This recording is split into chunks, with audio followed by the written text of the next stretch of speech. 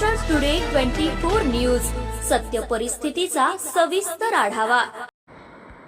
लिपिकाचे काम बंद आंदोलन, जलसंधारण कार्यालयासमोर उपोषण, सरकारला इशारा। अकोला महाराष्ट्र येथील श्री संजय दास यांचा अहवाल।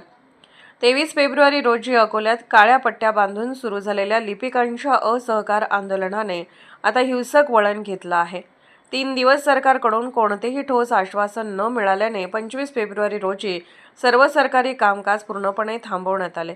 घोषणाबाजी करत लिपिकांनी स्पष्टपणे इशारा दिला की पगारातील तफावत, पदोन्नती आणि जुनी पेन्शन प्रणाली यासारख्या मुद्द्यांवर तोडगा निघेपर्यंत संघर्ष सुरूच राहील।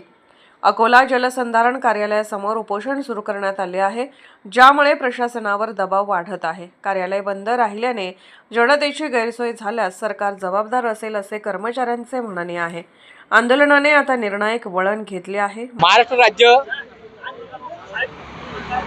राज्य लिपिक वर्ग कर्मचारी संघटना जी आहे ती मागील 23 तारखेपासून, जे आता 23 तारीख गेली त्या 23 तारखेपासून आंदोलन, आम्ही असहकार आंदोलन सुरू केलं। तेव्हा आम्ही कामकाजामध्ये शासनाच्या कार्यालयामध्ये आम्ही थांबून कामकाज केले, परंतु शासनाला एक त्यावेळेस फक्त आम्ही इशारा दिला होता। मागील 3 दिवसापासून शासनाने कोणतीही आमची दखल घेतली नाही आणि 25 तारखेपासून आम्ही आता पूर्णपणे कामकाज बंद करून आणि कामकाजावर बहिष्कार केला आणि कार्यालयाच्या बाहेर आम्ही येऊन बसलेले आहे। शासनाला आमची एवढीच विनंती आहे की मागील अनेक वर्षापासून, अनेक वेतन आयोगापासून लिपिक वर्गावर अन्याय झालेला आहे आणि लिपिक वर्ग हा शासनाचा कणा आहे।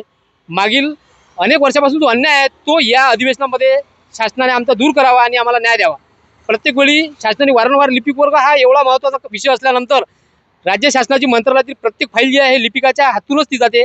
प्रत्येक काम असो, प्रत्येक शाखेतील काम असो, लेखा शाखा असो, महसूल शाखा असो, व्यवस्थापन शाखा असो किंवा इतर डिपार्टमेंट असो, लिपिकाशिवाय शासनाचे कोणतेही काम होत नाही आणि शासनाचे माकड हाळ आज हे मोडलेले आहे। आमची शासनाला एकच विनंती आहे की या शासनाच्या कण्याला त्यांनी व्यवस्थित पुन्हा सुधारून घ्यावे आणि आमची वेतन त्रुटी दूर करून आम्हाला न्याय द्यावा, ही आमची शासनाकडे मागणी आहे। आणि या मागणीकरताच आम्ही आजपासून कामकाज हे पूर्णपणे बंद केलेले आहे। महाराष्ट्र राज्यातील संपूर्ण जलसंपदा विभागातील प्रत्येक जिल्ह्याच्या कार्यालयाच्या बाहेर आमचे लिपिक वर्ग हे कार्यालयाच्या बाहेर थांबले आहेत। मंत्रालयात सुद्धा हा संप चालू आहे। अमरावतीला, नागपूरला प्रत्येक जिल्ह्यामध्ये हा संप सुरू आहे। राज्यपाल असल्यामुळे आम्हाला शासनाकडे आशा आहे की या अधिवेशनामुळे माननीय मुख्यमंत्री आणि माननीय सचिव साहेब हे लिपिक वर्गाची जी मागणी आहे ती पूर्ण करतील आणि आम्हाला न्याय देतील।